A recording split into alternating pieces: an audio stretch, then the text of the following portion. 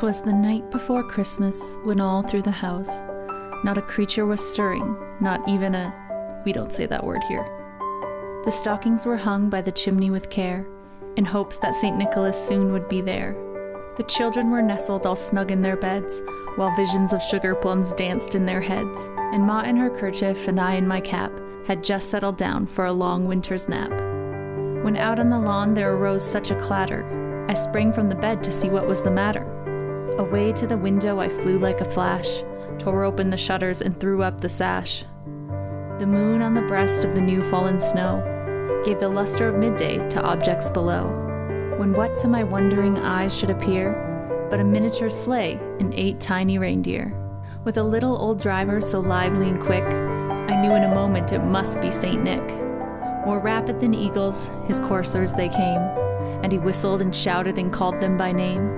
Now Dasher, now Dancer, now Prancer and Vixen, on Comet, on Cupid, on Donner and Blitzen. To the top of the porch, to the top of the wall, now dash away, dash away, dash away all.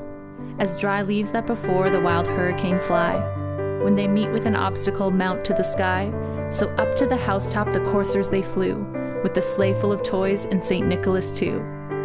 And then in a twinkling I heard on the roof the prancing and pawing of each little hoof. As I drew in my head and was turning around, down the chimney St. Nicholas came with a bound. He was dressed all in fur from his head to his foot, and his clothes were all tarnished with ashes and soot. A bundle of toys he had flung on his back, and he looked like a peddler just opening his pack. His eyes, how they twinkled, his dimples, how merry. His cheeks were like roses, his nose like a cherry. His droll little mouth was drawn up like a bow, and the beard of his chin was as white as the snow. The stump of a pipe he held tight in his teeth, and the smoke, it encircled his head like a wreath. He had a broad face and a little round belly that shook when he laughed, like a bowl full of jelly. He was chubby and plump, a right jolly old elf, and I laughed when I saw him, in spite of myself. A wink of his eye and a twist of his head soon gave me to know I had nothing to dread. He spoke not a word, but went straight to his work, and filled all the stockings, then turned with a jerk. And laying his finger aside of his nose and giving a nod, up the chimney he rose. He sprang to his sleigh, to his team gave a whistle, and away they all flew like the down of a thistle.